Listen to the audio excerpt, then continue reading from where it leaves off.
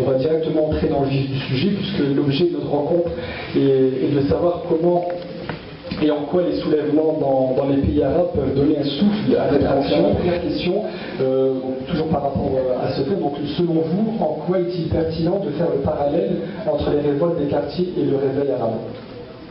Voilà. On ne sait pas qui veut commencer.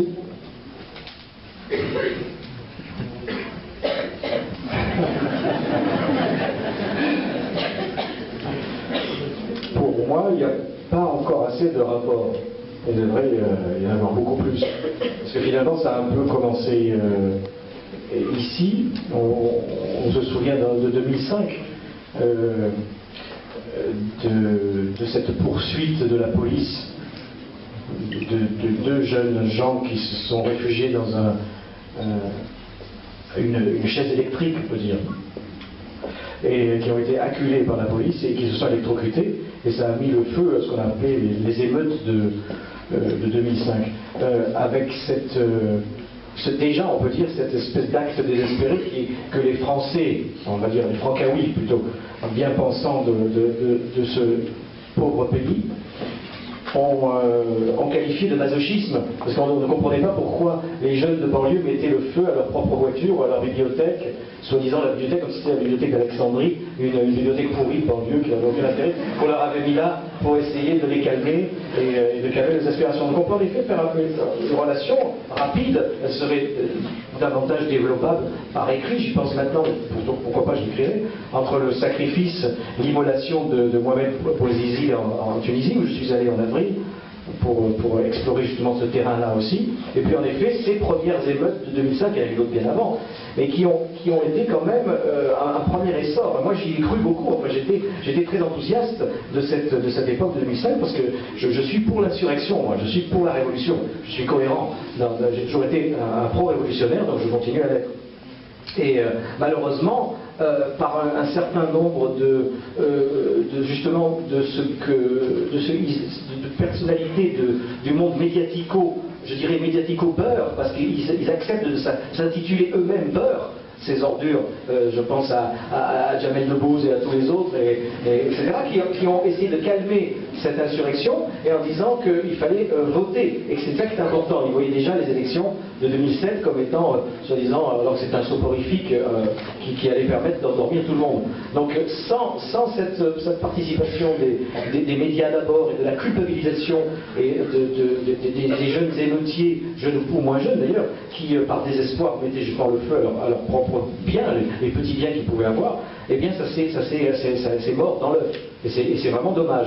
Parce que si on garde le terme de révolution, d'ailleurs on pourra en parler avec Tariq qui préfère celui de soulèvement, par exemple dans les pays arabes. C'est la deuxième question. Tout à fait. Donc on en parlera tout à l'heure. Mais il faut bien comprendre que toute révolution, appelons-les pour l'instant révolution, elles ont un prix. On le voit d'ailleurs en Syrie, et quel prix. Donc on ne peut pas faire l'économie de cet affrontement contre la répression de la révolution quand on veut la faire.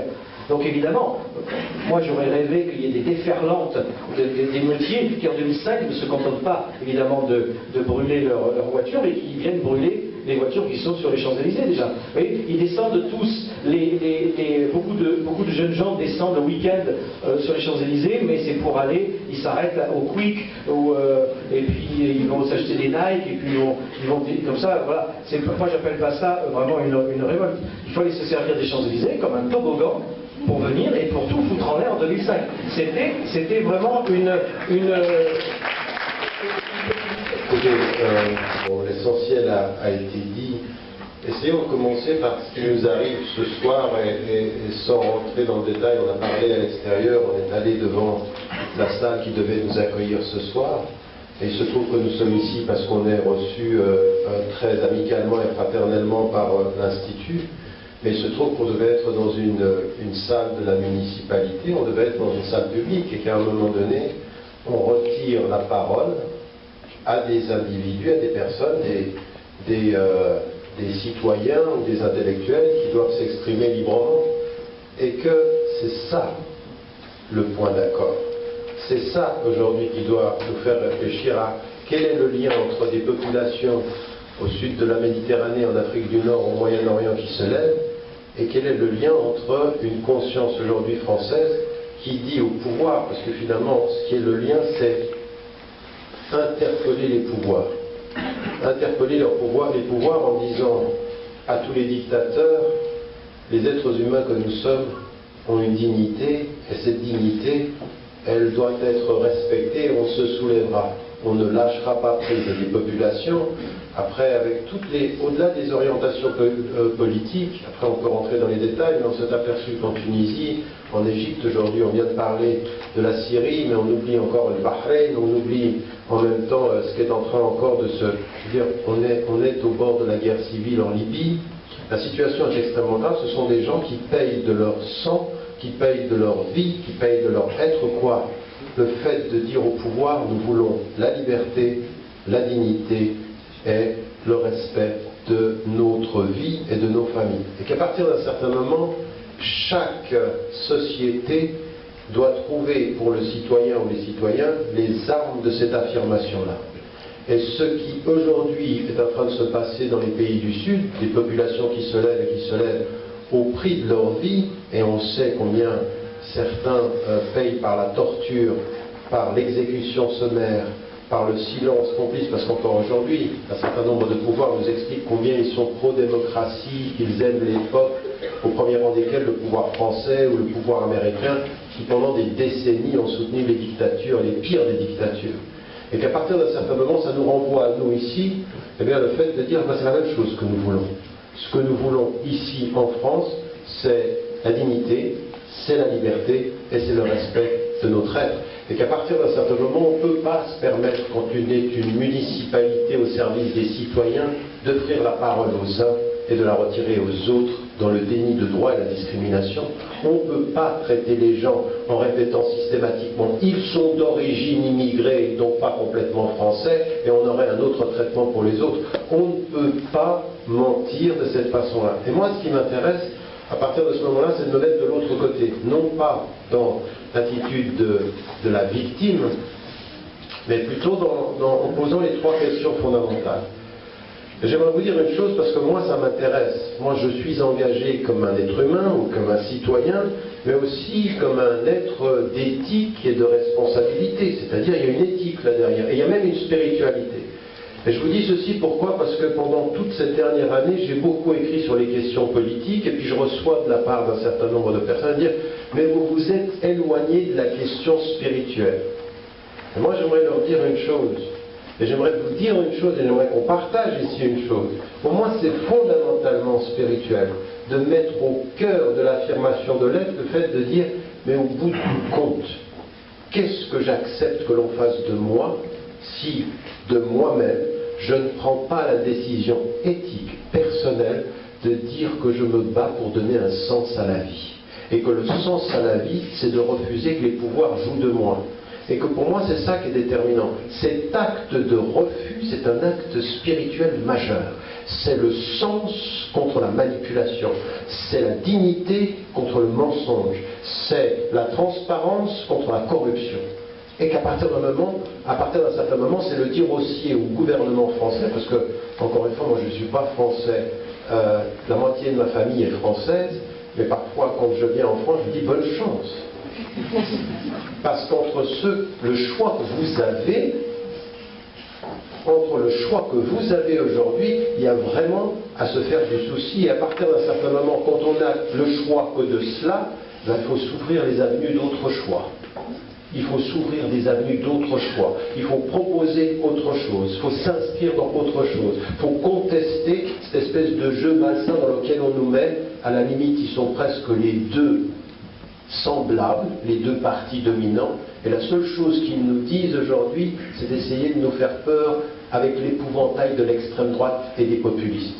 Mais dans le fond, le discours des populistes est dans les deux autres partis de la même façon quand ça concerne la question de la dignité citoyenne. Donc pour moi, c'est poser les termes. Il y a des peuples dans le Sud, moi je reviens de Tunisie, j'ai beaucoup voyagé dans le monde arabe ces dernières semaines, et je peux vous dire une chose, quels que soient les gens, alors il y a des gens qui sont plus ou moins religieux, mais au bout du compte, ce qui émerge, c'est que j'ai envie, moi, de faire aussi émerger de ce Sud-là, c'est la vraie question du sens. C'est la vraie question de cette vie qui doit avoir un sens et dont le sens essentiel, ça doit être celui de la dignité. La deuxième des choses, c'est ce qu'a dit Nabil, et je crois qu'il faut le dire, devenir des sujets, devenir des personnes qui prenons en charge nos destins respectifs, et ça veut dire pour vous, encore une fois, je veux dire, dans toutes les salles dans lesquelles on va à travers la France, les salles sont pleines, vous êtes un nombre incroyable de personnes qui avaient aujourd'hui une conscience. Maintenant, il faut traduire la conscience qu'il y a quelque chose à faire avec la réalité concrète de ce qu'il y a à faire sur le terrain, de se mobiliser par rapport à ça et de faire en sorte que votre voix soit entendue. Et puis, dernier élément qui fait le lien, c'est que si nous voulons être en accord avec ce pourquoi les peuples souffrent dans le Sud, il faut aussi qu'on comprenne une chose. La justice que vous exigez dans le traitement de votre quotidien, elle doit être accompagnée de la justice que vous demandez à vos pouvoirs d'avoir par rapport au Sud. Tout est lié. Ne tombez pas, on ne doit pas nous tomber dans le piège de dire bon ben c'est notre société, c'est la France, c'est la lutte, les banlieues, tout ça. Les banlieues ne sont que l'expression d'une politique de discrimination vis-à-vis des uns et qui a justifié de la même façon, c'est la même logique qui justifiera qu'on soit du côté du pouvoir vis-à-vis des autres. Et la question de l'islam dans tout ça, c'est une imposture. L'islam, l'islamisme et tout ceci, on s'en moque. L'islam, quand ça rapporte, on est avec. L'islamisme, quand ça rapporte, on est avec. L'islamisme, quand ça résiste, on est contre. Avec ou sans Dieu, quand on est contre ce pouvoir, eh bien, on trouvera des pouvoirs qui diaboliseront l'opposition. Il faut aussi se rendre compte de ça, et à partir d'un certain moment aussi s'assumer dans ce que l'on a dans notre identité de citoyen, et puis complètement, et de le dire, il n'y a absolument aucun complexe à être un citoyen, à être un musulman ou musulmane, d'avoir une éthique. Ça ne nous met pas dans la marge de la société, au contraire, ça nous met au cœur du débat de société aujourd'hui. Pour continuer, oui, on va sortir un peu de la France, non, parce que c'est intéressant. On sait comment ça va tourner, de toute façon. L'élection, et puis pareil, voilà, vous n'obtiendrez rien comme ça. C'est ça que j'ai envie de vous dire. Voilà. Donc prenons, sinon exemple, en tout cas, prenons de la force, et de la force en effet spirituelle, parce que tout ça est mystique. Moi je vois aussi la mystique depuis toujours, mais depuis le 11 septembre, c'était un acte déjà mystique. C'est ça qu'on n'a pas compris, et que j'avais essayé de raconter dans le lueur d'espoir. Mais jusqu'à ces révolutions-là, c'est évident. Alors ces révolutions, donc, on peut appeler ça soulèvement. C'est intéressant que tu appelles ça soulèvement. Parlons-en tous les deux. On est allés tous les deux en Tunisie, donc moi en avril, c'était juste après cette espèce de période un peu transitoire où il y avait beaucoup de désespérance, je dirais. Et toi tu en viens là, donc c'était plus déjà construit, il y avait déjà les élections qui étaient passées. Et non, si tu veux, moi, par rapport au mot soulèvement, il y a trois raisons qui me font dire qu'il faut se méfier de ces termes et qu'il ne faut pas aller trop vite dans l'usage des termes. Le premier, et ça a surpris beaucoup de monde, et il y en a certains qui sont partis en disant Tariq, il est dans la théorie du complot, il est en train de ne pas reconnaître au peuple le pouvoir de renverser. Nous sommes tous, je crois, parenthèse ici, des farouches opposants à la théorie du complot, que ce soit. Ouais, on a besoin d'en parler. Donc, même s'il y en a qui pensent ça, ils ont tort. Non, mais... Moi, je suis pas du tout dans la théorie du complot, et j'ai salué très tôt en Tunisie comme en Égypte le pouvoir des peuples à se réveiller. Simplement, ce que je suis mis en évidence, c'est qu'il ne faut pas être naïf, et que dans le processus qui a amené au soulèvement des peuples, il y a aussi, et là maintenant c'est en train de sortir, on est en train de se rendre compte que du point de vue des États-Unis, comme des pays européens, il y a une vraie volonté de changer de stratégie dans la région, et qu'à un moment donné, on n'est pas du tout dans quelque chose qui vient de rien et qui va nulle part. Et donc ça, c'était la première question, je dis attention, une révolution qui serait du peuple par le peuple transformant tout le régime, on n'y est pas encore. Ça c'est un. La deuxième des choses, c'est pourquoi je mets en cause ceci, c'est de dire observons ce qui est en train de se passer. Et ce qui est en train de se passer, à l'exception de la Tunisie, où on a l'impression que le processus est le plus avancé, où on a encore stabiliser les choses, même si quand vous y êtes en Tunisie, vous vous apercevez qu'on est dans la polarisation, encore là maintenant c'est tout à fait réel sur le plan du terrain entre les plus laïcs et puis les nouvelles tendances jusqu'aux salafis littéralistes, on s'aperçoit que c'est très très tendu, mais que ceux qui ont gagné les élections, c'est pour ça que c'est le pays le plus avancé, ceux qui ont gagné les élections, c'est les trois partis islamistes et les deux laïcs qui ont dit on ne s'en sortira pas seul. On doit travailler ensemble. Le parti de Moncef Marzouki, le président, celui est un catholique, dont le président de l'Assemblée constituante, et puis Ennahda, ensemble, ils disent il faut qu'on travaille ensemble. Donc c'est là où on a le plus de stabilité, et on s'aperçoit en même temps que les indicateurs que nous avons, c'est que jusqu'aux États-Unis, il y a aujourd'hui des transferts de fonds, la volonté de faire intervenir la Banque mondiale, le Fonds monétaire international pour soutenir ce projet-là. Et ma question par rapport aux autres pays, c'est de dire, mais regardez les autres pays. Dans quel autre pays aujourd'hui on peut dire qu'il y a un processus révolutionnaire qui est même pas simplement abouti, mais qui est déjà qui serait déjà dans le processus. Regardez l'Égypte. L'Égypte s'est tenue par l'armée et on est dans une situation extrêmement difficile. Je le disais en Libye, on est à deux doigts d'une guerre civile, en tout cas les milices ne veulent pas rendre des armes, et derrière cette espèce d'apparence de considération politique, qu'est-ce que l'on a?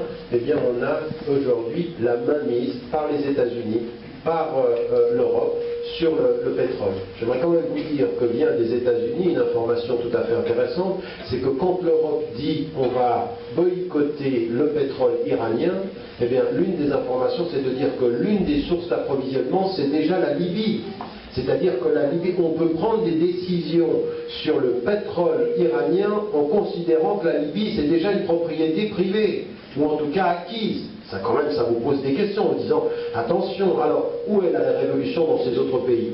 Et certains vont même jusqu'à dire, et moi j'ai écrit là-dessus en disant il se pourrait que l'exemple de la Tunisie soit l'arbre de la réussite qui cache une forêt d'échecs, une forêt de reconsidération, raison pour laquelle je ne parle pas de révolution, je parle de processus de soulèvement, et je questionne. Et la troisième des choses, c'est le troisième point, je dis se pourrait effectivement que nous soyons simplement en train d'assister, non pas à une espèce de mouvement révolutionnaire, comme on a parlé d'effet domino, mais à une espèce de jeu d'échecs, où on est en train de repositionner les pions dans une espèce de compétition majeure entre la Russie, la Chine, les nouveaux acteurs et les anciens. Ce sont des questions que je pose, mais à l'heure où nous parlons, les faits ne me donnent pas tort. Tout à fait d'accord. Donc vous aurez compris qu'on est un peu tunisiphiles tous les deux, parce qu'en effet, par notre expérience, on s'aperçoit que c'est de là, d'abord que c'est parti, que c'est là qu'était on peut dire la révolution et l'essor révolutionnaire le plus sincère et le plus en cours de réussite. Car, en effet, ce ne sont pas des révolutions à proprement parler, mais ce ne sont pas non plus seulement des soulèvements, moi je dirais que ce sont des décapitations. C'est-à-dire que ce qu'il y a de commun dans tous ces mouvements auxquels on a assisté, c'est qu'ils ont décapité le chef. C'est-à-dire que les chefs sont tombés quand même. Donc que ce soit Ben Ali, Moubarak, Kadhafi et Bachar, qui va évidemment tomber aussi. Donc c'est quelque chose qui est tout à fait le contraire de ce qui s'est passé par exemple pendant la Révolution française, où les révolutionnaires ont d'abord pris la Bastille en 89, et ils ont coupé la tête de Louis XVI 3 ans et demi après. Donc ils ont fait d'abord la révolution, et après ils ont décapité le pouvoir. Là c'est ça qui est surprenant, et qui en effet leur pose à tous, chacun dans leur pays, les vrais insurgés, on peut dire ceux qui sont non manipulés, non instrumentalisés, c'est de comment faire une révolution après avoir décapité le pouvoir. Voilà, c'est ça. Alors, ensuite, ce que tu as dit au début, et que tu comprends ici, sur cette espèce en effet de peur de l'islamisme. Et ça, il faudrait en parler, puisque ne serait-ce que sur la Tunisie. Ce qu'on disait, moi j'ai des amis tunisiens qui me l'ont bien expliqué.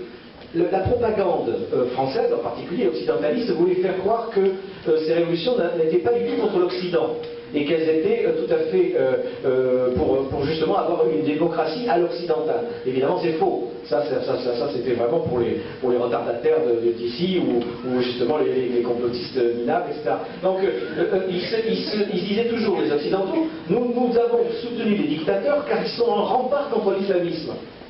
Et là, il se trouve un renversement assez merveilleux par la victoire de l'Arda et des autres partis aussi laïcs qui sont obligés de s'associer pour justement faire avancer les choses.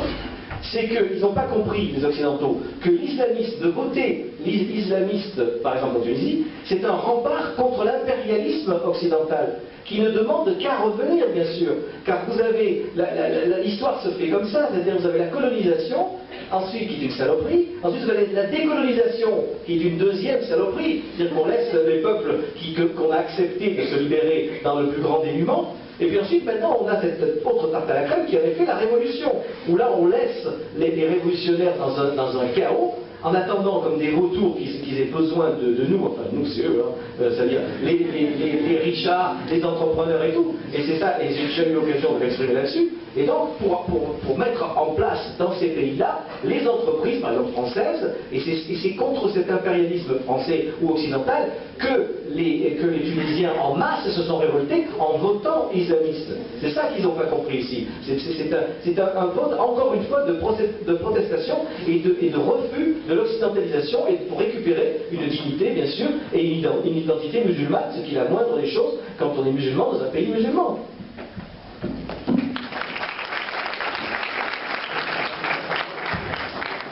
Moi, je peux pas intervenir, juste, parce que c'est un débat de questions à poser. La première, c'est à vous, Marc Edouard. Vous disiez tout à l'heure, on a parlé des élections, vous dites, vous n'obtiendrez rien avec ça. Alors j'ai envie de vous poser la question, comment on va obtenir une amélioration de la condition? Premier élément, parce qu'on est nombreux à penser qu'en utilisant l'arme du vote d'abolition, on est en capacité de pouvoir sanctionner un certain nombre de partis politiques et d'essayer d'avancer dans une espèce de citoyenneté où on a envie d'améliorer tout simplement la situation à la fois des banlieues et de l'islam en général. Donc la première question. La deuxième question, ça va être si c'est possible. Alors certes, on voit en Égypte un processus révolutionnaire inachevé et une espèce de récupération du processus par l'armée. Mais est-ce qu'il est possible de faire les choses différemment? À savoir que si véritablement le peuple soit allé jusqu'au bout de sa logique, c'est-à-dire de se libérer de l'armée, on a l'impression qu'on risque de verser dans une espèce de guerre civile où l'armée, évidemment, maintiendra absolument ses privilèges, et c'est soit le peuple contre l'armée de manière frontale et brutale, avec le risque d'une guerre civile, ou bien les partis politiques qui ont été élus, qui sont dans un espèce de jeu d'alliance objective, d'attentisme provisoire, qui fait qu'on ne peut pas... Enfin, j'ai envie de dire, c'est peut-être une situation qui ne nous satisfait pas, mais est-ce qu'il est possible d'avoir une évolution différente que celle d'aujourd'hui? Est-ce que c'est pas la moins pire vis-à-vis notamment de l'Égypte, qui est quand même un pays à la géostratégie fondamentale, avec autour évidemment des intérêts occidentaux qui ne sont pas mus naturellement par les intérêts humanistes?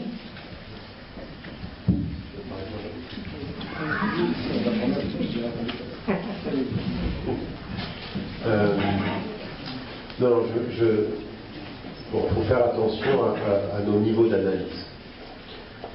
Mon niveau d'analyse au départ, il est celui-ci. Moi, ce que j'avais essayé de faire dans l'ouvrage, j'ai essayé de faire un travail qui était d'accompagnement et de comprendre ce qui est en train de se passer.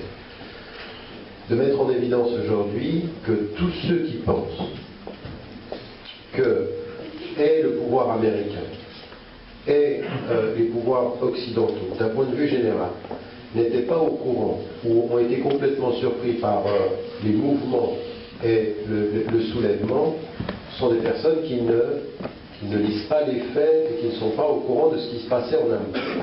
Encore une fois, dire ça, ça ne veut pas dire ne pas reconnaître le pouvoir des peuples à faire tomber Moubarak. Ça n'a pu avoir lieu que parce que le peuple vivait dans la pauvreté, avait en face de lui la corruption, que ce pouvoir était un pouvoir finissant, que Gamal Moubarak était un corrompu, tout ça on est bien d'accord. Donc il y a bien un mouvement populaire qui se soulève, mais il y a aussi un changement de stratégie américaine dans la région parce qu'on ne peut plus continuer à fonctionner avec les régimes de cette façon. Et tout à coup, on a un mouvement, un soulèvement.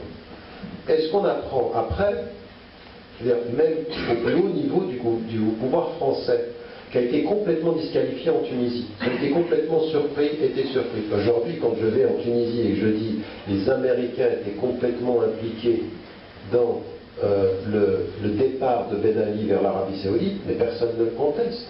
Personne ne m'a dit c'est complètement faux. Parce qu'effectivement, les Américains ont pris de vitesse les Français sur cette Ils question. ont empêché qu'il aille en France, exactement. Voilà. Donc, ce qui d'ailleurs était pas une mauvaise idée, parce que là on aurait bien vu que la France était un peu une saloperie, puisqu'il accueille le dictateur après lui avoir proposé ses services pour mieux tabasser les types dans la rue par Michel Alliot-Marie. D'accord, je lui avais proposé. Finalement, nous sommes tout à fait dans la nuance. C'est très intéressant ce débat ce soir. Je t'interromps une seconde. C'est-à-dire, nous qui sommes considérés tous les deux, à juste titre, comme des radicaux, des extrémistes, des fanatiques ou des monstres, nous sommes dans la nuance. Et là, il a dit une chose formidable tout à l'heure sur les dominos, c'est plutôt un jeu d'échecs. Là, il fait bien la différence entre, en effet, les Américains ils n'ont même pas récupéré, on va dire, la révolution tunisienne. Ils ont simplement fait en sorte que Ben Ali soit évacué ailleurs, c'est-à-dire chez eux, chez les Saoudiens. Et ça n'a rien à voir avec l'Égypte.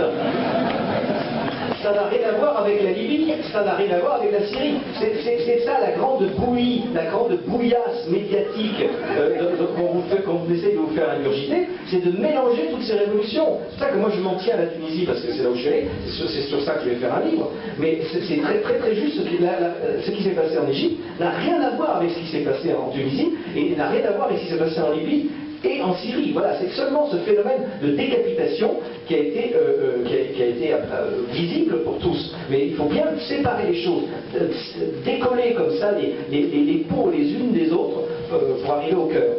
Ouais, alors là, sur ce point-là, je suis d'accord. Je pense qu'il faut qu'on étudie au cas par cas. Même si, sur la question de la décapitation,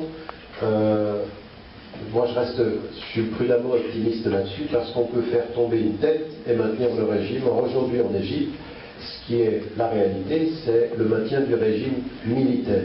Or on sait, quand on étudie le fait militaire en Égypte, qu'il y a eu un vrai conflit intérieur entre ceux qui voulaient garder Moubarak et garder leurs privilèges, et ceux qui voulaient jeter Moubarak mais garder le privilège de l'armée. Et nous en sommes là. Et qu'aujourd'hui, ce qui est en train de se passer, on a le mouvement de cette jeunesse qui a voulu poursuivre le phénomène révolutionnaire, ce qu'ils ont considéré comme un phénomène révolutionnaire, et qui se sont vus freinés dans leur élan par d'autres partis, dont les frères musulmans aussi, dont les partis politiques qui sont entrés en discussion, justement pour éviter le conflit, la guerre civile et le bain de sang. Donc toute la question, elle est là. La question, elle est qu'il ne faut pas vouloir la guerre civile et le bain de sang, mais est-ce que ça veut dire qu'il faut aller jusqu'à la collaboration avec l'armée, et jusqu'à où on va aller dans la collaboration avec l'armée? Parce que là aussi, ce qu'il faut dire, c'est par exemple le mouvement salafi. Le mouvement salafi qui apparaît maintenant de plus en plus fort en Tunisie. Il n'était pas présent auparavant. Il apparaît de plus en plus fort en Égypte. Il faut bien qu'on se rende compte d'une chose, c'est que les pouvoirs occidentaux n'ont jamais eu de problème avec les salafis littéralistes. Ce sont politiquement leurs alliés objectifs. Pourquoi? Parce qu'ils n'entrent pas en politique et s'arrêtent à la lettre de l'islam, et ils font un jugement moral sur le comportement, ils n'ont pas de vision politique. Ce sont des gens sincères religieusement, naïfs politiquement. Et qu'aujourd'hui on s'aperçoit qu'ils sont utilisés en Tunisie, qu'ils sont même utilisés, mais c'est ça, il faut se rendre compte jusqu'à où on va, tous ces mouvements aujourd'hui qui sont présents de plus en plus du côté du Mali, du Niger. Mais pourquoi ça apparaît là-bas? Pourquoi ça apparaît là-bas? Ben, si on n'a pas dans nos visions, dans notre perception des enjeux, la donnée économique, que des gisements de pétrole, que des gisements de gaz, que des gisements de matières premières viennent d'être trouvés au nord du Mali, au nord du Niger, qui sont des ressources fondamentales, on se dit, mais comment ça se fait que chaque fois qu'on a un intérêt géostratégique, il y a tout à coup soit des littéralistes, soit des radicaux extrémistes qui s'installent. Comme si par leur présence, on allait justifier le fait de la sécurité. Et par la sécurité, eh bien, c'est encore une fois un autre type d'impérialisme. Un impérialisme qui est soit par la sécurité, soit par l'économie. L'armée est le bras avancé des intérêts américains dans la région. Et quand je dis les intérêts américains, je dis en même temps qu'il faut connecter l'Égypte directement au conflit israélo-palestinien. Les premiers à avoir dit qu'il faut soutenir Moubarak, ce sont les Israéliens, et les premiers qui ne laisseront pas une vraie démocratie en Égypte, c'est les mêmes. Pourquoi? Parce qu'une vraie démocratie en Égypte, c'est le danger pour le conflit israélo-palestinien, parce que ça va être un soutien pour les Palestiniens immédiat.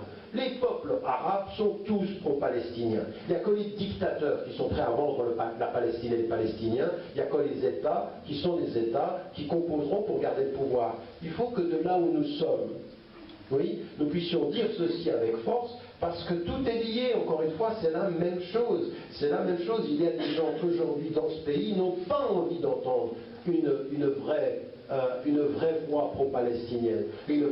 Et donc, encore une fois, pour pouvoir être libre de le dire, il ne faut quand même pas se compromettre avec l'armée sous prétexte que l'armée va être la garantie des Et l'armée n'a rien d'arabe. Ce n'est pas un problème arabe, c'est un problème d'armée. C'est une révolution contre l'armée, en fait, qu'il faudrait faire.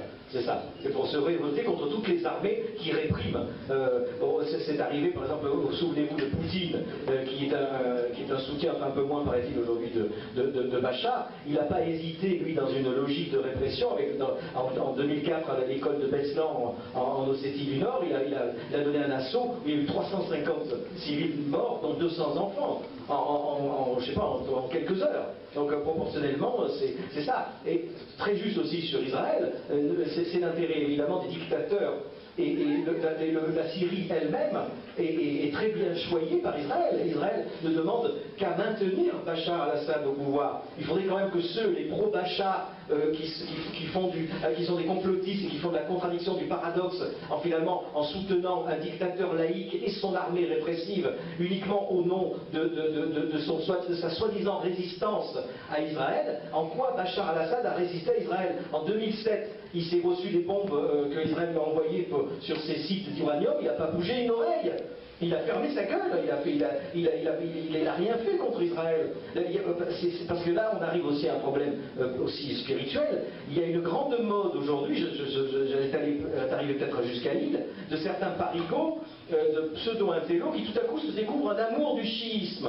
Alors il y a moi-même, il me donne des leçons de chiisme, en disant que c'est merveilleux les chiites et tout ça. Moi je connais bien le chiisme, je suis allé à Najaf, je suis allé à Kerbala, j'ai vu les tombeaux de Hussein, d'Ali, et je sais très bien, et quand on voit le cimetière de Najaf, en effet il y a de quoi être impressionné. Et il n'y a pas d'une contradiction non plus viscérale, je trouve, à faire, en tout cas de mon point de vue de blanc chrétien byzantin, entre les chiites et les sunnites. Mais si je suis objectif, parmi les chiites que prônent aujourd'hui tous ces qui ne sont même pas ni pro-Kadhafi, qui ne sont pas des pro-Assad, qui ne sont pas des pro-Moubarak, qui sont juste des pro-armées, des pro-police, qui sont du côté de la matraque, et bien chez tous ces gens-là, ils sont incapables de se connaître l'histoire du chiisme résistant à Israël. Qui a été vraiment résistant à Israël parmi les chiites? Eh bien c'est le Hezbollah. C'est Nasrallah qui a foutu une bonne raclée en 2006 aux Israéliens qui ont d'abord commencé par bombarder le Liban, rappelez-vous, et ils sont tombés sur un os. Et ils sont...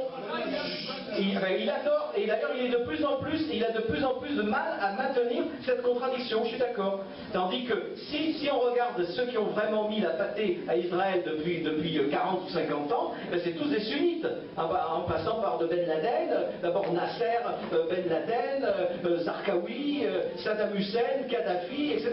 Donc il faut être juste aussi. Il faut savoir où sont les ennemis. Eh bien les ennemis, ils sont du côté de la répression. Et on ne peut pas considérer que par exemple les Syriens ou le gouvernement syrien aujourd'hui est un résistant au nouvel ordre mondial en massacrant et en réprimant son peuple. Ça ne suffit pas, si vous voulez, pour être résistant. Moi je pense que ceux qui sont du côté du pouvoir, quel qu'il soit, sont toujours des collabos. Et ceux qui sont contre le pouvoir sont des résistants.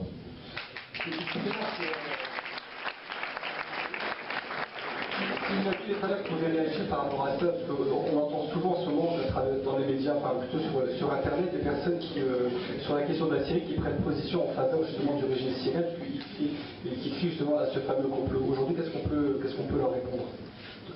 Très rapidement, moi je pense qu'il y a un certain nombre de principes à rappeler. Le premier, c'est quand même la nature absolument abominable du régime de Bachar el-Assad, qui est quand même le digne successeur de son père et qui aujourd'hui s'emploie à réitérer le même massacre presque que son père a effectué dans la ville de Hama en 1982. N'oubliez jamais, 1982, c'est Bachar, c'est Hafez al-Assad qui envoie son aviation militaire et son armée, non pas contre Israël pour pouvoir récupérer le Golan, mais contre une ville de Hama qui détruira pendant un mois, où il tuera 30 000 personnes, femmes, enfants, sans faire aucune discussion, enfin aucune distinction, et en détruisant 90 mosquées.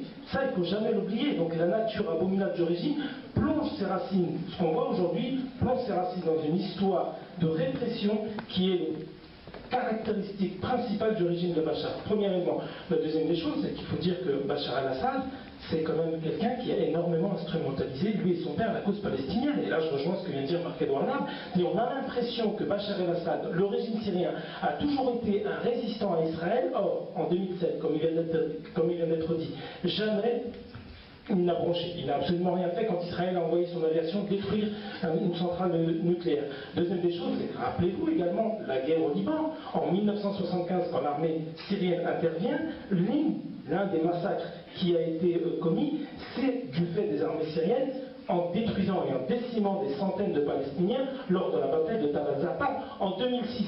Certes, le régime de Bachar al-Assad a facilité l'octroi d'armes au Hezbollah, mais c'est une guerre finalement de substitution. Il ne fait absolument rien pour pouvoir libérer le Golan et occupe, ou en tout cas délègue la résistance à Hezbollah. C'est vraiment courageux de sa part. Et n'oubliez également jamais que les Palestiniens, depuis 1973, ceux qui souhaitaient se diriger vers le Golan pour pouvoir le libérer, étaient reçus par des bases syriennes et non des bases israéliennes. Donc ça, il faut absolument le rappeler pour mettre en évidence le fait que ce n'est absolument pas un régime de la résistance, c'est quelqu'un qui a instrumentalisé, qui est animé par ses intérêts propres et par son horizon national. Il fait finalement comme tous les autres et s'assoit sur ses principes quand il s'agit de défendre ses intérêts. Maintenant, évidemment, quand on dit ça, on ne va pas non plus passer sous silence les intérêts, ou en tout cas les Occidentaux qui sont mus sur cette affaire-là par leurs propres intérêts. Ça veut dire qu'à partir du moment où on a rappelé ces évidences, on dit que le peuple syrien, il a des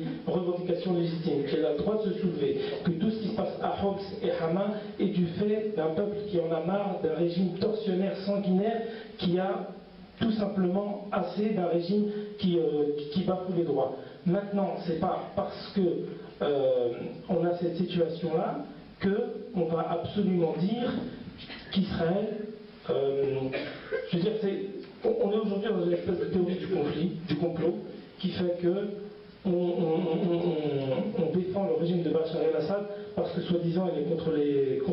Et c'est parce que c'est à cause de la désinformation médiatique aussi. C'est vrai qu'il y a une désinformation médiatique, c'est vrai que c'est écœurant la façon dont les médias soi-disant défendent des insurgés et en cachant complètement leurs exactions, puisqu'il y en a aussi. C'est ça vous avez vu dans l'affaire Jacquier, le journaliste, qui pour une fois, qui se faisait justement, lui qui était toujours du côté des insurgés, a voulu se faire embedded, on appelle ça, il se mettait du côté il voulait voir un peu ce qui se passait à Homs du côté du pouvoir. Et bien, il s'est reçu un tir de mortier dans la tronche et il en est mort, quoi. Et ça, on a essayé à ce moment-là de faire passer ça pour une manipulation du pouvoir horrible et manipulateur de Assad qui aurait fait semblant que ce soit les insurgés qui aient tué le journaliste. Et non, et c'est vraiment des insurgés qui ont tué le journaliste. Ils n'ont pas non plus tué le journaliste parce qu'il était journaliste. Ils ont balancé une roquette ou un obus devant une maison où il y avait un rassemblement de gens qui étaient pour Assad. Ils se défendent comme ça aussi. Et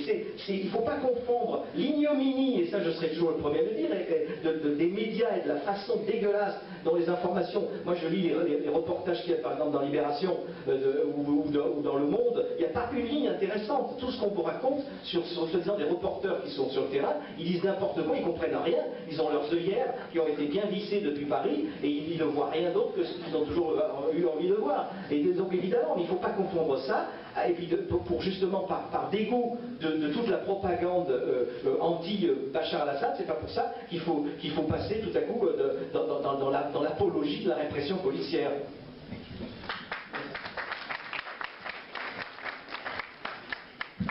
Oui, moi j'aimerais dire une chose par rapport à ça, parce qu'on pourra peut-être ne pas être d'accord, enfin on n'est pas tout à fait d'accord sur cette question-là, si j'ai bien compris. Moi encore une fois, la situation syrienne est très très complexe.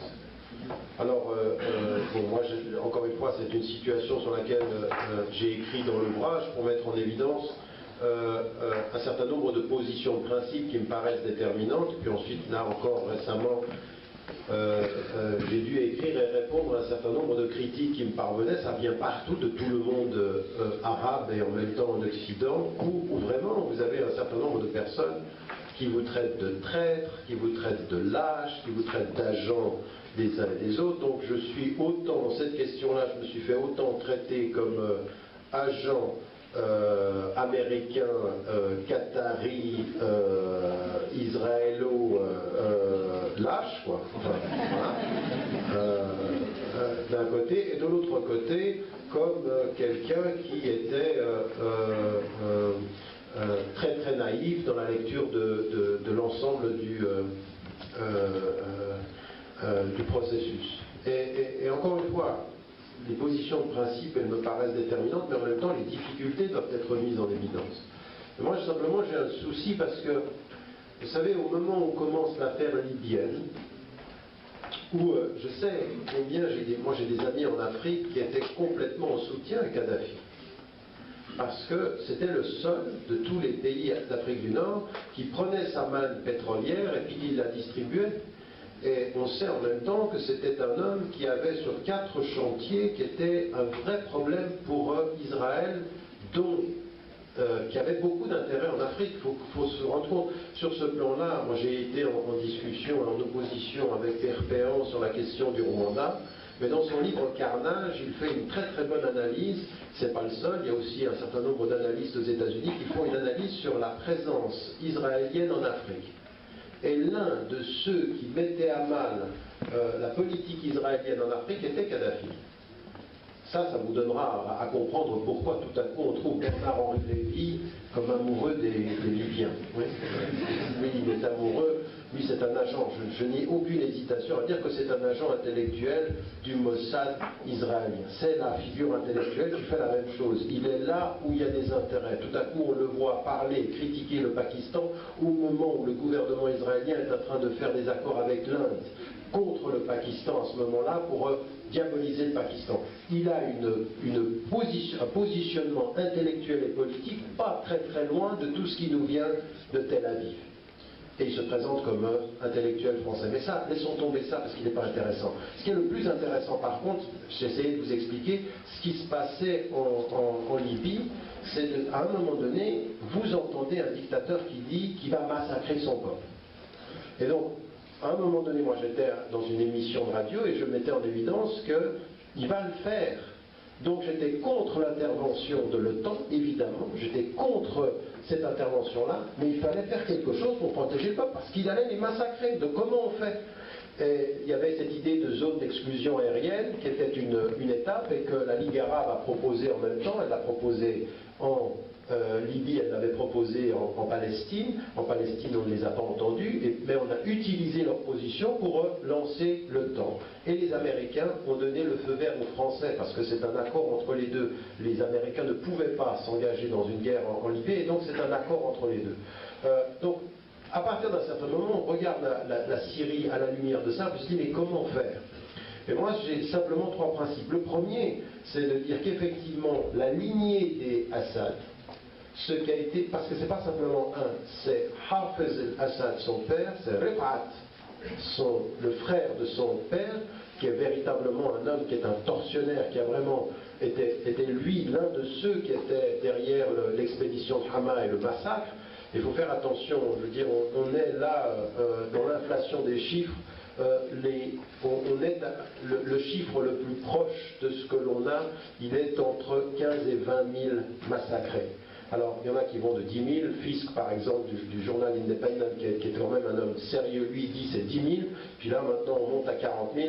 Faisons attention, je veux dire, c'est déjà suffisamment macabre pour pas qu'on en rajoute. Il faut être un peu sérieux sur ces questions-là. Mais par contre, ce qui m'intéresse, c'est que vous avez cette filiation. Puis là, maintenant, vous avez Bachar el-Assad. Et à un moment donné, il faut dire, le peuple syrien doit se libérer de ce dictateur. C'est un dictateur, il faut qu'il tombe. Maintenant, il faut se rendre compte qu'au moment où on dit ceci, il ne faut pas tomber dans l'émotivité politique. La politique émotionnelle qui consiste à dire que parce que Bachar el-Assad est en collaboration avec les Iraniens, qui sont en collaboration avec le Hezbollah, qui sont les résistants aux Palestiniens, donc comme les Israéliens sont nos ennemis, que les Palestiniens sont nos amis, les amis de nos amis et les ennemis de nos ennemis sont nos amis, et on y va. Ça, c'est de la politique à la petite semaine. Et c'est très grave parce que, je veux dire, cette politique émotionnelle, le monde arabe est en danger d'être émotivement emporté dans le soutien ou dans le rejet. Il faut avoir un tout petit peu plus de nuances. Effectivement, le gouvernement syrien a été l'ennemi utile d'Israël. Parce qu'il n'y avait que le verbe, mais jamais vraiment de politique, jamais vraiment d'acte. C'était le verbe contre Israël, mais jamais vraiment. On n'a pas d'attitude syrienne clairement opposée à Israël sur le plan des faits. On n'en a pas. On n'a que le verbe, que la critique. Et vous savez comment fonctionne Israël dans la région. Israël fonctionne dans la région en disant « nous sommes assiégés, nous sommes les victimes », utilisant le verbe de ses agresseurs pour avoir l'agression de l'acte. Eux, ils tuent par les actes et ils se font agresser par le verbe. Ou alors ils ont une requête qui va blesser un homme, ce qui leur justifie 100 morts, ou un prisonnier contre 1000 morts. Voilà. Donc vous voyez, voilà, mais c'est vrai. Donc à partir d'un certain moment, il faut regarder cette situation et se dire, eh bien, l'opposition à ce régime-là, pour moi, ne fait aucun doute. Maintenant, en même temps, il faut regarder l'ensemble des données, et l'ensemble des données régionales. Il y a des enjeux ici qui sont particulièrement importants. L'un des grands dangers qui aujourd'hui menace la conscience musulmane contemporaine, c'est la fracture chiite-sunnite. Et je peux vous dire que ça fait peur. Parce que quand vous voyez, moi des gens que je respecte, des intellectuels, même des savants musulmans, des chouyours avec lesquels j'ai pu étudier, que j'ai lu, des savants, des intellectuels indépendants, laïcs, que j'ai respectés, et de les voir aussi rapidement tomber dans le piège de ces sunnites contre chiites, et qui prennent le côté de l'un comme le côté de l'autre, c'est de dire là on est tous en danger. On est tous en danger parce que cette fracture-là, elle va être utilisée dans un sens et dans l'autre. Et en même temps, c'est vrai que ça existe. C'est vrai que les pétromonarchies sont du côté de l'opposition à la Syrie parce que c'est une avant-garde sunnite qu'ils veulent. C'est vrai que le roi d'Arabie Saoudite a demandé aux États-Unis de couper la tête du serpent iranien. C'est vrai qu'ils sont dans cette position-là. Et c'est vrai en même temps qu'en Iran, aujourd'hui, vous avez une vraie campagne de propagande qui est pour le schisme. C'est vrai aussi que vous avez des courants. Et donc là, vous êtes dans l'obligation de faire un pas en arrière et de ne pas tomber dans ce piège-là en disant, aujourd'hui, il faut être du côté de la justice, il faut être du côté des peuples, il faut justement savoir déterminer qui est l'oppresseur, et puis il faut savoir aussi prendre position un tout petit peu subtilement et de ne pas tomber dans le piège dans lequel les grandes puissances sont en train de nous mettre, ou simplement cette idée de les amis de nos amis ou les ennemis de nos ennemis. C'est ça aujourd'hui qui est un tout petit peu délicat. Donc voilà, le soutien au peuple syrien, il est clair. Maintenant, je fais très très attention à qui je soutiens dans le peuple. Quels sont ceux qui sont les résistants véritables et pas ceux qui sont prêts à négocier ou à tout vendre aux États-Unis ou à tout vendre à la Chine. Parce qu'encore une fois, ceux qui sont prêts à parier pour la Chine par opposition aux États-Unis, ben réveillez-vous, parce que la démocratie ou le capitalisme chinois, si vous voulez, ou le capitalisme asiatique, c'est loin d'être une garantie de liberté des peuples. C'est un impérialisme contre l'autre. Parce que vous avez aujourd'hui une véritable visée impérialiste chinoise dans tout le monde arabe. Dans tout le Moyen-Orient, il y a un impérialisme qui s'installe et qu'il faut critiquer aussi. Il ne faut pas être naïf de ce point de vue-là. Voilà, moi je vous dirais que je suis dans plein de questions par rapport à ça. J'ai certaines positions de principe, mais que j'essaye de vérifier à la réalité des faits politiques d'aujourd'hui. Oui. C'est exactement ce que on ne s'est pas concerté, c'est ça, c'est qu'on vous brosse comme ça des tableaux tous les trois de ces révolutions, c'est tout à fait juste et complémentaire. Sur la nouvelle marotte, c'est ce que je disais tout à l'heure, et ce que confirme Tariq, c'est ça, c'est cette espèce tout à coup de fracture de la part en plus de gens qui n'ont aucune connaissance spirituelle, ni mystique, ni religieuse. Et je dis même en général, même pas seulement sur l'islam, sur la chrétienté, sur Byzance, sur l'orthodoxie, rien, ils ne connaissent rien. Et ils vous font des leçons en disant les chiites sont bien là, et les sunnites sont méchants, et c'est les chiites qui sont bien. D'être pour Bachar al-Assad, c'est conforter cet arc chiite, ils appellent ça, l'arc chiite, tu sais, donc ça va de Téhéran. Consolider cet arc chiite, tu vois un peu l'absurdité dont on en est, quoi. Des types qui sont soi-disant anti-sionistes, anti-américains, et qui finalement, ils défendent Bush parce qu'il a installé des chiites en Irak et qu'il a fait pendre ce salaud de sunnite qui est Saddam Hussein. Enfin, on rêve, c'est délirant, c'est complètement débile. Voilà. Mais bon, maintenant, si vous voulez, on peut parler un peu de la Libye, on a commencé, et c'est très très juste ce qu'il a dit sur ces enjeux-là. Alors peut-être que Nabil peut nous parler un peu de la Libye, parce que... Simplement, là, après, c'est comme vous voulez, c'est parce que j'ai encore une petite... Il était tellement bon sur la Syrie que je pense qu'il peut être excellent sur la Libye. Juste, si vous pouvez me dire ce que vous en pensez, c'est-à-dire que aujourd'hui, ceux qui subissent une répression terrible, à Homs, Hama et ailleurs, est-ce que certains d'entre eux appellent, en face de la mort, en face de la machine infernale de la répression, n'ont plus d'autre solution que d'appeler à une aide étrangère? On est beaucoup estime qu'il ne faut absolument pas d'intervention étrangère, qu'elle soit arabe ou occidentale, mais c'est un peu la posture de celui qui compte les points en face de celui qui prend des coups. Donc comment nous évoluer et apprécier cette situation où la seule manière de pouvoir aider un peuple, en tout cas en l'état actuel des Les insurgés réels de Syrie refusent l'aide étrangère. Tu le sais, oui, là, refusent. Et d'ailleurs, on parlait de Bernard Lévy, il a organisé une soirée pour le soutien de la Syrie, il a été rejeté par les pro-insurgés syriens qui n'ont pas voulu de sa soirée, qui l'ont boycotté et qui n'en veulent pas. C'est vrai. Ben voilà, c'est la différence avec une certaine partie. Parce qu'il ne faut pas oublier qu'en Syrie, c'est pas du tout la même proportion qu'en Libye. Il y avait en effet une certaine partie de Libyens qui voulaient absolument une aide étrangère et qui l'ont suscité et qui a été évidemment instrumentalisé par ce type qui a déclaré la guerre à un pays comme ça du haut de sa pseudo-philosophie télavivienne. On est d'accord? Bon, eh bien, c'est pas du tout la même chose. Il faut voir que la Libye, et d'abord il y a le pétrole évidemment, et puis il y a d'autres, par exemple, la grande tarte à la crème aussi, c'est il tirait sur son peuple. On sait pour l'instant qu'il y a 233 morts. qu'un bon dictateur, on va dire, vous comprenez ce que je veux dire, un bon dictateur, il réprime, comme Poutine, il réprime une révolte qu'il y a dans son pays. Pour l'instant, on n'a pas des preuves qu'il y a des milliers de Libyens qui ont été exécutés ou massacrés par Kadhafi, comme d'ailleurs, en revanche, Bachar al-Assad le fait aujourd'hui. C'est différent, là, les proportions et les enjeux sur le terrain sont complètement différents. La fameuse hantise du bain de sang de Benghazi. Il fallait absolument que l'OTAN intervienne pour empêcher le bain de sang de Benghazi. Alors ils se sont baignés dans ce bain de sang, tous les lévis, tous les lessionnards de Paris, etc., comme si c'était une baignoire remplie de sang, dans lesquels ils envoyaient le bain de sang de Benghazi. Mais c'est quand même un procès d'intention. Est-ce qu'il y aurait eu un bain de sang réellement à Benghazi? Est-ce que ça ne devait pas être plutôt un massacre répressif de la police kadhafienne pour empêcher que ce noyau-là, comme Homs l'est aujourd'hui en Syrie, prenne plus d'ampleur et gagne tout le pays? C'est ça qu'ils ne savent pas, les soi-disant pro-libyens. Alors, je vous passe évidemment sur la défense de tout un tas de tortionnaires. On sait évidemment qui étaient les chefs de l'insurrection libyenne.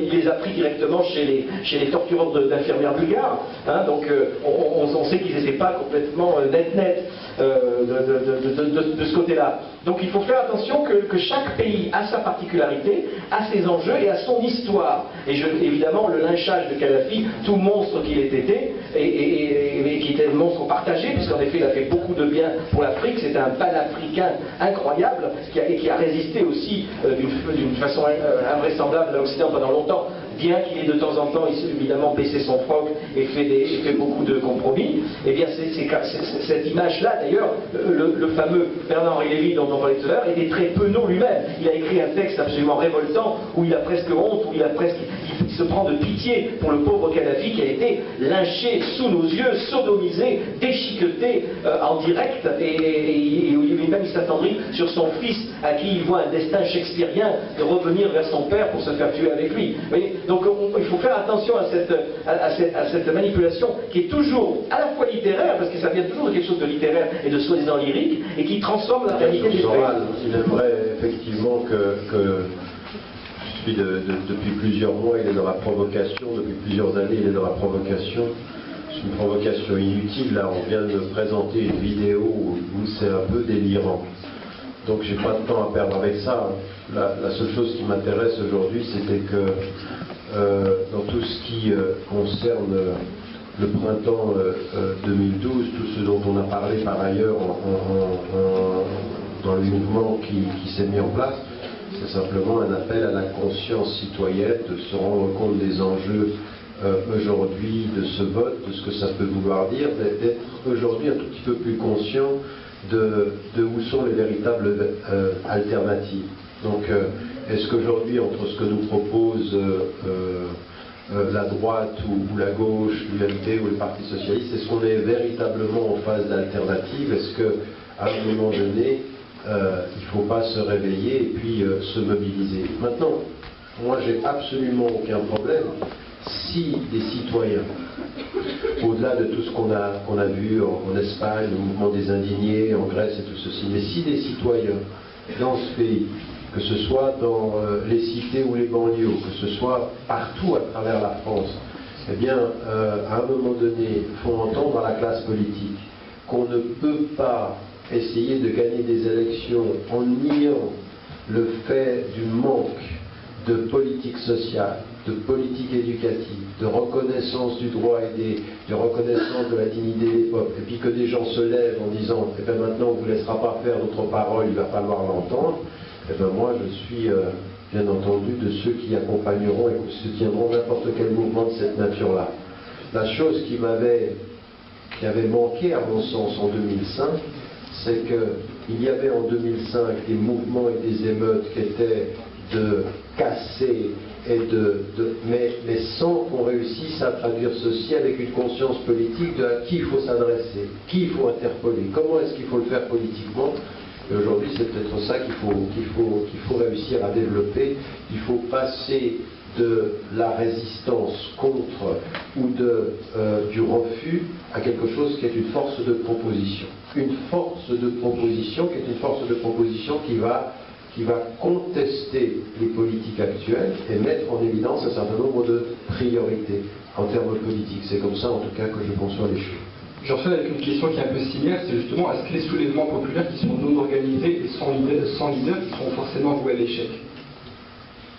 Ah non, ils ne sont pas forcément joués. Non, mais c'est l'une des raisons de leur succès a été effectivement d'être transverse, des mouvements transversaux de gens qui n'avaient pas forcément particulièrement une idéologie. Maintenant, à un moment donné, il y a plusieurs temps dans les temps des soulèvements. Il y a le temps de la mobilisation contre, il y a le temps de pouvoir dire aujourd'hui, moi je ne sais pas, tous ceux que je rencontre, par exemple en France, pas simplement en France, mais quand je me promène en Europe aujourd'hui, ou quand je vais même jusque aux États-Unis et que je rencontre des citoyens. Mais il y a une vraie conscience citoyenne de la part des citoyens qu'on est en train de jouer de la politique superficielle, de la politique culturelle, ce que moi j'appelle de la politique émotionnelle aussi. Il y a une vraie conscience qu'il y a quelque chose qui est un vrai mensonge, qui est une vraie manipulation. Donc, cette idée qu'il y a quelque chose qui ne va pas, qu'il y a quelque chose d'inacceptable, elle est là, et je la rencontre tous les jours en France. Tous les jours, je vois des gens qui disent on se moque de nous, on nous manque de respect, etc., etc., etc. Après, dès qu'on a fait ça, dès qu'on a cette conscience-là qui peut être le germe de la résistance à un moment donné, il faut construire autre chose. C'est-à-dire, il faut être passé dans le deuxième temps, et c'est là que la force de la première étape peut devenir une faiblesse dans la seconde. C'est-à-dire, le manque de leadership pour résister ne peut pas permettre ensuite de concrétiser, de contribuer. Et c'est aujourd'hui ça qu'il faut constituer en France. En France, on a besoin d'un leadership, on a besoin de gens mais qui viennent aussi de la part de la base, c'est-à-dire que véritablement, on se prenne en charge et puis qu'on ait une vision de ce que l'on veut pour ce pays-là. Et aujourd'hui, et encore une fois, moi je veux dire, les gens qui ont envie de dire, moi je suis pour cette citoyenneté engagée, mais j'ai pas du tout envie qu'on traduise cette citoyenneté engagée comme une citoyenneté qui serait simplement la revendication des droits sociaux. Non, mais c'est une vraie question de sens. Pour moi, c'est une vraie question éthique. C'est-à-dire qu'il y a à la tête de ce pays des gens qui sont aussi des spoliateurs, qui sont des gens qui manipulent, qui sont prêts à promettre tout ce que l'on veut avant les élections et puis qui ne tiendront rien après. Qu'à partir d'un certain moment, moi, ce qui m'intéresse, c'est de mettre un peu d'éthique dans la politique. C'est de mettre de l'éthique dans l'engagement social. Et cette éthique-là, c'est ce que j'appelle, moi, la question du sens. Et puis de poser la question aux gens, mais quand on vous dit que votre liberté, c'est uniquement la liberté de vous déplacer ou la liberté de penser. Quand on nous dit ceci, quand on nous dit la liberté d'expression, qu'on trahit tous les jours, le fait qu'on soit là aujourd'hui, c'en est encore un exemple, c'est liberté. Mais après, moi ce qui m'intéresse en tant que citoyen, c'est de dire, mais c'est quoi ma vraie liberté à moi? Et c'est de poser la vraie question philosophique, religieuse, spirituelle de la vraie liberté. Mais qu'est-ce que c'est? Qu'est-ce qu'on est en train de faire de moi? Et là aussi, je veux dire que c'est ces questions-là que j'ai envie de poser. J'ai la liberté dans la consommation, la liberté dans le choix politique. Je veux dire, moi je vois des gens ici qui sont... souvent ils viennent vers moi et disent « Ouais, ce que tu dis sur l'islam, sur notre religion, c'est bien. » Mais ils ne voient pas le lien entre ce que je suis en train de dire. Libérer sa conscience, devenir un sujet, poser la vraie question au nom de ce que je crois, j'ai peur de personne. Au nom de ce que je crois, je fais attention à ce que je mange. Au nom de ce que je crois, je fais attention à ce que je consomme. Parce que là, tout à l'heure, on rigole parce que Marc-Edouard Mann cite un certain nombre de personnes qui sont d'origine immigrée, et puis il y en a qui sont venus vers moi et qui sont venus me dire mais comment est-ce que tu fais pour parfois les critiquer? Parce que moi, je demande aux gens, faites attention, ayez la conscience éveillée. Sachez que parfois certains vous font rire, qui endorment votre conscience. Sachez que certains passent par l'humour et vous font passer par l'humour une espèce de conscience qui est plus du tout libre. Et donc moi c'est ça qui m'intéresse aujourd'hui, c'est comme ça que je vois les choses, j'ai envie de lier tout ça, j'ai envie de lier cette espèce de conscience spirituelle qui cherche sa liberté avec une conscience citoyenne qui s'affirme en tant que sujet et en tant que processus, qui ne va pas simplement dire on est contre ou on est... Moi ça ne me suffit pas d'être indigné. Ça ne me suffit pas d'être indigné. L'indigné, c'est le début, c'est le premier pas que je fais. Je veux dire, si vous voulez, l'indignation, c'est l'adolescence de la conscience politique. Après, il faut devenir adulte. Et pourtant, c'est très adolescent et ça a été lancé par un vieillard. C'est un vieillard qui est toujours adolescent, qui pourtant aurait dû comprendre quelque chose au monde. Ça ne suffit pas évidemment de s'adminer, tu as tout à fait raison. Oui, sur l'humour, juste précisons. Juste les Guignols, souvenez-vous les Guignols, ils faisaient parler la marionnette de Ben Laden comme un épicier arabe, comme eux imaginent qu'un épicier arabe du Maghreb, d'origine du Maghreb qui se vit en France parle. Ils en faisaient, c'était ça le cliché. C'est ça. Alors que c'est un Saoudien apatride révolutionnaire on ne peut pas le comparer à un épicier arabe tel qu'il est vu par un petit Français qui fait des gags tous les soirs sur Canal+, la pire des chaînes, bien sûr. Sans esclavage. Alors s'il vous plaît, voilà, il y a un peu un bruit de fond qui nous empêche de nous concentrer. Bon, d'abord, simplement une chose. Encore une fois, moi, j'accepte la critique et j'ai sans doute...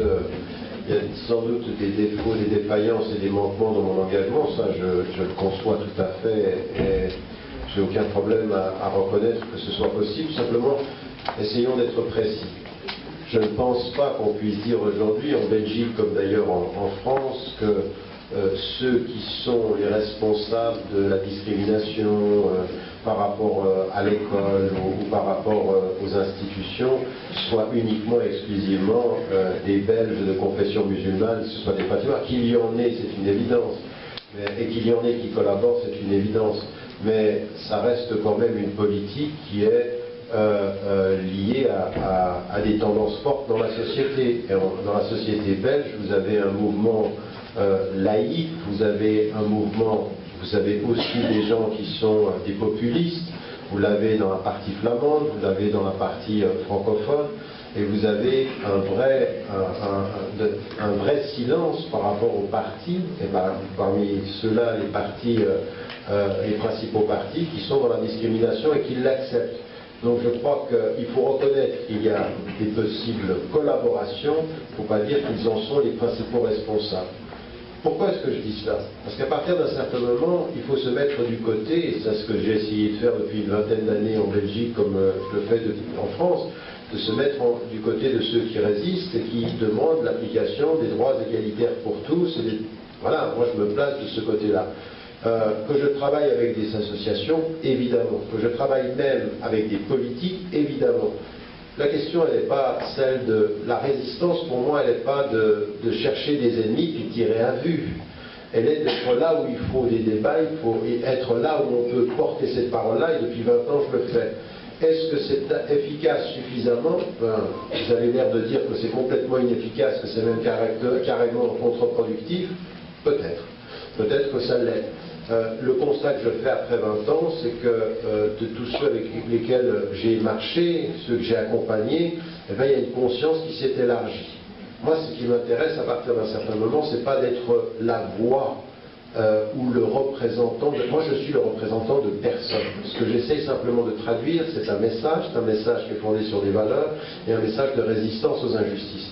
Maintenant, il appartient aux citoyens belges comme aux citoyens français d'être des citoyens responsables et qu'à partir d'un certain moment, je ne sois pas un arbre qui cache une forêt, mais qu'à un moment donné, la forêt se fasse voir, que la parole se fasse entendre.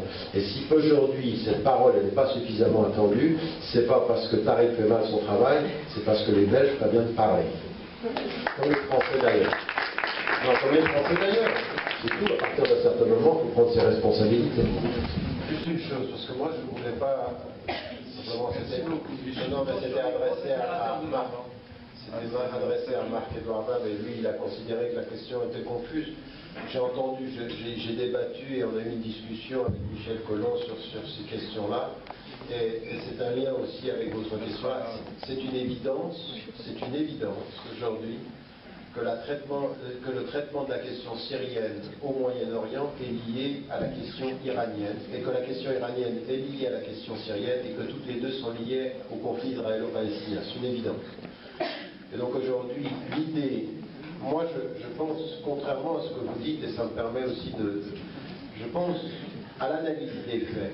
Pendant les premiers mois, et c'est pour ça que je dis, si vous voulez, c'est pour ça que je mets en évidence que il faut faire attention aux théories de complot dans tout ceci, parce que autant il y a eu des préparatifs, autant l'administration Bush a annoncé depuis 2003, nous allons vers la démocratisation, autant il y a eu ceci, autant il y a un pays, au départ, où on ne voulait pas ce qui s'est passé, à mon sens, et c'est là où je suis en désaccord avec Michel Collomb, c'est que dans un premier temps, et les États-Unis, et l'Europe, et la Chine et la Russie étaient d'accord sur une chose en Syrie, c'est la réforme du pouvoir de l'intérieur, sans qu'il tombe. Parce qu'effectivement, pour moi, Bachar el-Assad était l'ennemi ultime d'Israël. Et qu'à un moment donné, c'est le peuple, dans son courage, qui a remis en cause cette stratégie. Et il a fallu du temps aux Européens et aux Israéliens comme aux Américains pour essayer de constituer, de voir avec quelle opposition on pouvait jouer. Et donc il a fallu du temps. Et tout à coup, pendant des mois, on n'avait personne. Pendant 8 mois, on n'avait personne. Et tout à coup, vous avez la France, puis les États-Unis qui soutiennent le Conseil. Parce qu'ils pensent qu'ils vont pouvoir composer avec les forces d'opposition et leur division. Donc à mon sens, la stratégie a changé par la volonté, le courage du peuple. Ça, c'est l'interprétation que je fais aujourd'hui, tout en considérant effectivement que tout à coup, il y a des opportunités de voir la situation régionale changer et de pouvoir cibler les intérêts iraniens et l'Iran en tant que tel et l'isoler. Ça me paraît être une analyse qui a des fondements et qu'il faut regarder comme telle. C'est-à-dire qu'aujourd'hui, autant pendant des années, moi j'ai pensé qu'on ne pouvait pas imaginer une opération anti-iranienne tellement l'Iran a des ressources et a des possibilités autant aujourd'hui, effectivement, régionalement, avec la nouvelle constitution de ce Moyen-Orient, il faut se poser des questions. On va vers quelque chose qui n'est pas du tout improbable. Ça, c'était sur la première question qui me paraissait... et je pense qu'il y a un lien, et donc, mais je ne suis pas tout à fait d'accord avec l'analyse de Michel Collomb, qui lui va loin dans finalement un peu un soutien, dans un soutien au pouvoir, et ça en me gêne. imaginant ce qui va se passer après, ça répond aussi un peu à ce que vous disiez tout à l'heure. C'est-à-dire qu'on imagine, ça va être le chaos, après il va y avoir les conséquences des révolutions, des soulèvements ou des décapitations, comme vous voulez. On les imagine, on spécule dessus, et finalement, en direct, dans le temps réel, on ne fait rien contre ce pouvoir. C'est ça, en effet, qui nous gêne. Je trouve finalement qu'on n'est pas si nombreux à avoir cette position très nuancée et très forte, et je suis très content qu'on puisse l'exprimer ce soir publiquement tous les deux ensemble. C'est en effet pourquoi ceux qui seraient aptes, on va dire, à avoir les mêmes ennemis que nous, sont obligés de tomber dans une défense du pouvoir de la répression au vu qu'elle serait un rempart, encore une fois, contre ce qui va arriver après, qui serait terrible, etc. Sur l'Iran, en effet, mais tout le monde parle au nom de l'Iran, au nom de ce que ferait l'Iran ou de ce qui va lui arriver. Mais est-ce qu'on a déjà le son de ce que pensent déjà les Iraniens, et on ne sait pas ce qu'ils vont faire, s'ils sont véritablement attaqués ou affaiblis. Parce que là, il y a toute une propagande. On a vu même des cartes dans le Figaro, vous savez, avec des missiles qui allaient directement d'Israël sur l'Iran dans les sites nucléaires. Et tout le monde se trouve ça à la fois normal et tout à fait faisable. Mais est-ce qu'on a eu la réaction de l'Iran à ces cartes, à cette cartographie fantasmatique? Est-ce qu'on a eu? Non. Alors donc, avant de réfléchir et d'imaginer ce que vont faire les Iraniens ou ce qu'ils pensent, vivons déjà, essayons d'y voir plus clair dans cet imbroglio de soulèvement et de répression qu'il y a dans le Proche-Orient aujourd'hui. Juste quelques petits éléments. Je suis gêné par le fait de dire que le régime de Bachar al-Assad, je ne suis pas trop d'accord avec vous, est un régime de la résistance et qui fait partie de ceux qui résistent à l'ordre mondial dominant. J'en veux pour preuve ce qu'il a évoqué tout à l'heure en 2007, le fait qu'il n'est pas branché absolument sur une attaque israélienne. Le fait qu'en 2008 également, ne vous rappelez jamais, enfin, il faut toujours se rappeler qu'en 2008, quand il est accueilli par les honneurs par M. Sarkozy lors du lancement de l'UPR, il était à 2 doigts de signer un accord de paix avec Israël. Donc finalement, il est dans la contestation verbale, mais jamais dans la contestation réelle au niveau des faits. Et puis moi je ne pense pas que ce soit un résistant. Et puis il faut jamais oublier que quand il s'agit de défendre ses pauvres intérêts, de s'allier à l'axe américain, l'histoire de la Syrie le prouve. En 1990, les armées syriennes ont participé avec les Américains au fracassement de l'Irak. Donc tout ça pour moi, le fait de considérer l'Iran comme un pays de la résistance est une vaste fumée. Oui, excusez-moi, la Syrie est une vaste fumisterie. Deuxième des choses, c'est que par rapport à l'Iran, moi je suis davantage dans la position d'Alain Grèche, qui pense que finalement toute cette tension médiatique ou supposée réelle autour de l'Iran est un formidable dérivatif pour Israël. Puisqu'à partir du moment où la pression internationale s'accroît pour contester la réalité d'occupation, de la spoliation, de l'humiliation des Palestiniens, Israël sort à la carte de l'Iran en disant mais regardez, l'ennemi réel est l'ennemi israélien. L'Iran, si elle a besoin d'une bombe, ce n'est absolument pas pour la jeter contre Israël. Parce que, exactement, c'est une arme de défense. Effectivement, parce que si l'Iran un jour attaquerait Israël, c'est comme un colonel français disait, elle serait vitrifiée avant même que la bombe atomique atterrisse sur Israël. Donc il n'a aucun intérêt à pouvoir le faire. Par contre, c'est un formidable dérivatif pour Israël. Et si l'Iran, et je reprends les propos d'Alain Grèche, désire avoir une bombe nucléaire, c'est d'abord et avant tout pour se prémunir contre ceux qui, depuis 20 ans, ceux qui ont attaqué l'Iran, ce ne sont pas Israël, ce sont les pays arabes sunnites et l'Irak de la guerre du Golfe. Et dans la compréhension des dirigeants irakiens, si on a besoin d'une bombe, c'est d'abord et avant tout pour se prémunir contre ceux qui nous ont attaqués en 1980 pendant 10 ans, et non pas contre Israël, contre lequel c'est un ennemi lointain. Et moi, ça je le dis, et je suis d'accord avec Alain Grèche, et là ce qui m'effraie, c'est ce qu'a rappelé Tarek tout à l'heure, c'est-à-dire que ceux qui appellent à couper le serpent, la tête du serpent, ce sont des pays arabes sunnites, et moi je suis totalement d'accord. Aujourd'hui, et quand on va sur Internet, c'est absolument abominable ce qui se passe en termes de lutte et de fratricide entre les sunnites et les chiites dans cette région du monde, où peut-être que nous, aujourd'hui ici en Europe, on a une responsabilité de reposer les véritables termes du débat, que l'ennemi principal reste l'occupation sioniste, que ceux qui ont fait tomber le Moyen-Orient dans une espèce de malédiction, c'est le système américain, en tout cas les gouvernements américains, mais qu'en même temps, on n'est pas obligé de s'allier au monstre Bachar el-Assad pour pouvoir lutter contre Israël. Donc là, par rapport à sunnite chiite, on a peut-être un rôle aujourd'hui en France d'essayer de rappeler un certain nombre de faits, que ça reste des musulmans, mais qu'en même temps, moi, Tariq, je ne sais pas ce que tu en penses, mais par la force des choses, quand je vois, quand j'entends sur Internet et ailleurs, on a aussi une obligation de clarté avec nos frères chiites qui le restent par rapport à un certain nombre de choses vis-à-vis du dogme. C'est-à-dire que je ne peux pas cheminer avec des gens qui insulteraient les compagnons ou qui insulteraient ma mère Aïcha, après là on glisse un petit peu dans une tension intercommunautaire, mais encore faut-il le rappeler, tout en rappelant le fait que l'ennemi principal n'est pas l'Iran, mais d'avoir un minimum de clarté avec nos frères sur un certain nombre de choses qui sont absolument fondamentales en termes d'éthique islamique. Donc on se met d'accord sur ce que veut dire la formule ennemi utile. Ennemi utile, c'est l'ennemi qui diabolise, par exemple, Israël, mais qui ne va rien faire concrètement dans sa politique active et dans sa politique concrète.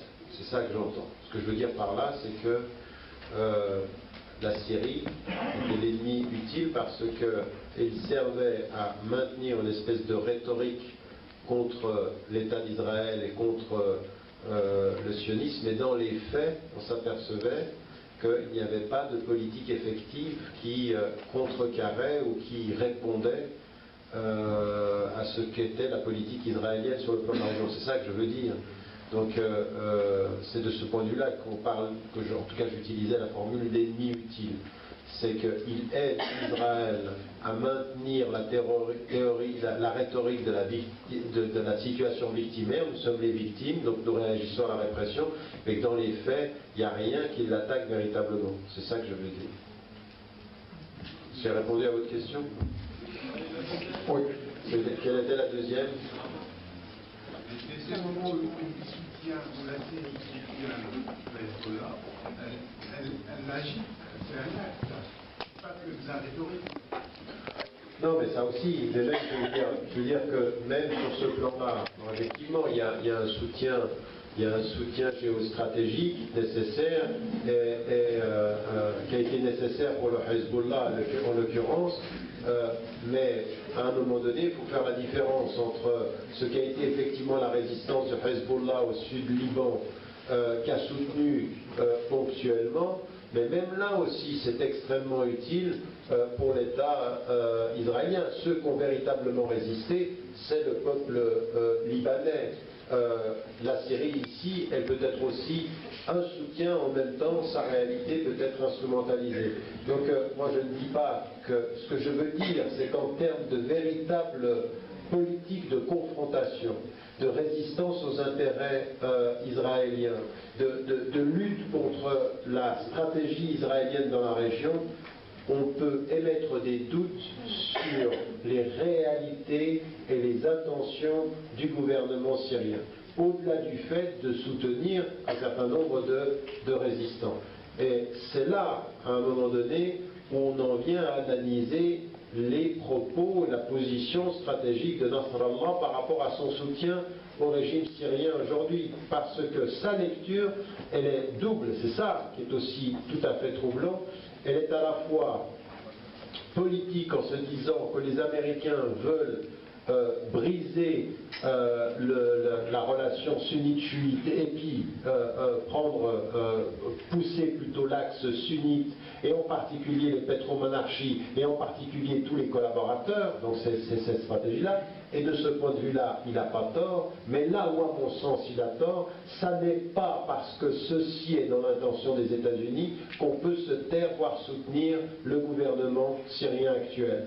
Parce que le gouvernement syrien actuel est un gouvernement corrompu et dictateur. C'est là où tout à coup on le retrouve en opposition avec les principes qu'il a pourtant si souvent défendus dans la résistance, par exemple, à l'agression sioniste au sud Liban.